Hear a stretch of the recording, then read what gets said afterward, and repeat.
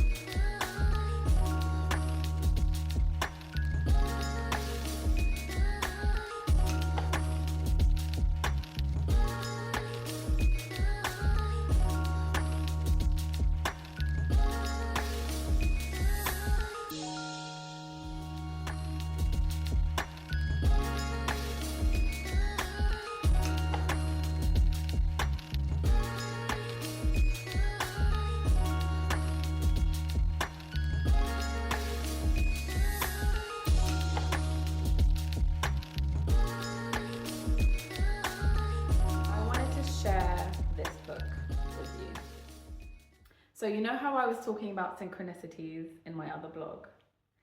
And I said, you know, the universe brings signs and synchronicities my way, especially when I'm paying attention, especially when I'm asking for joy.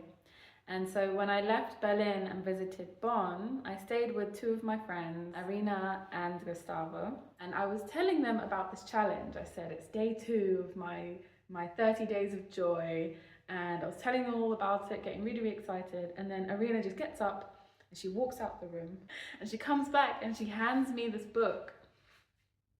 It turns out that they just did a program, Sadhguru's program in India a couple of weeks before I visited them. And his whole program is about joy, is about cultivating peace and joy within the self every day, all day. And I was like, oh my gosh, another synchronicity that I'm on the right path. And I always think that books will find me at the right time. Every single book that I've read since my awakening has had some nugget of wisdom that I've really, really needed in that moment. One of my favorite examples is the Celestine Prophecy, and the other one is the Synchronicity Key. If either of those resonate with you, go check them out because they were revolutionary on my awakening path. But this book is literally called Inner Engineering, A Yogi's Guide to Joy. A Yogi's Guide to Joy. It's by Sadhguru, and I'm actually going to read a little bit from just the beginning chapter. It's on page 26 if those of you have the book. And I just want to read a little bit just to show you how spot on and synchronistic this book is on my journey. And remember, This is only day 3. This is literally only day 3 of me purposefully bringing up my joy levels, sending light love into my energy, vibrating my cells, not allowing myself to dip into low frequencies. And if I do need to express something, I'm giving myself timed expressions, 5 minutes max to express what my body, what my soul, spirit, mind wants to express, and then it's boop, back up to joy. So he says, let us start with a single question.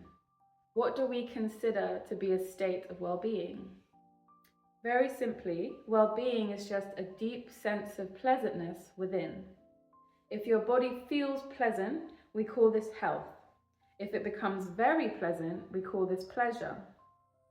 If your mind becomes pleasant, we call this peace. If it becomes very pleasant, we call this joy. If your emotions become pleasant, we call this love. If they become very pleasant, we call this compassion. If your life energies become pleasant, we call this bliss. If they become very pleasant, we call this ecstasy. This is all that you are seeking. Pleasantness within and without. When pleasantness is within, it is termed peace, joy, happiness. When your surroundings become pleasant, it gets branded success. But how many times in your life have you lived an entire day blissfully, without a single moment of anxiety, agitation, irritation, or stress? How many times have you lived in utter and absolute pleasantness for 24 hours? When was the last time it happened to you? When I say that this book, I have a real feeling that by the end of this week, this book is going to have shifted something deeply within me. Deeply. I'm honestly in just a magical state of wonder. It has been 3 days of only allowing myself to exist in joy. And it has been beautiful. And I was saying to a friend of mine just now that even when I feel peaceful, I'm still bringing myself up to joy. I'm not waiting for that peace to become dis-ease or unease. I'm adding energy to the state of peace to bring myself into joy and bliss, almost like preemptively boosting my serotonin levels with just my thoughts. This feels like this is what I'm doing. This is why I was walking around the streets of Germany high. The birds. I am one with the birds. Because I really believe that what I'm doing is boosting the levels of serotonin and dopamine and oxytocin energetically. Energetically. I'm doing it with just my mind, guys. Like, revolutionary. I'm full of love and bliss and joy and beauty and abundance. I got 20 euros from the house sitters today. Completely unexpected. My house sitting is a free exchange. And they gave me some money, which I went and bought some breakfast with.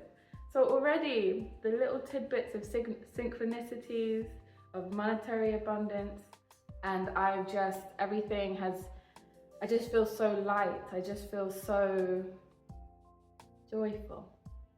And joy to me is not an emotion. Joy is a state of being. Joy is a frequency. It's almost like I'm creating a center within myself that is joy. It's funny, I'm already trying to change my name to Joy. It's like now I'm just centering in on this namesake. I'm creating the environment of joy in my being because no one is perfect and emotions are valid. They are simply energies that want to move through us.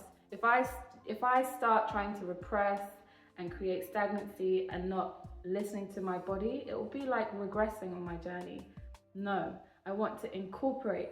I want to create an environment of joy within myself so that I can remain in the frequency of joy even when I feel sadness, even when irritation and frustration comes up, even when my body wants to stomp her feet and express anger.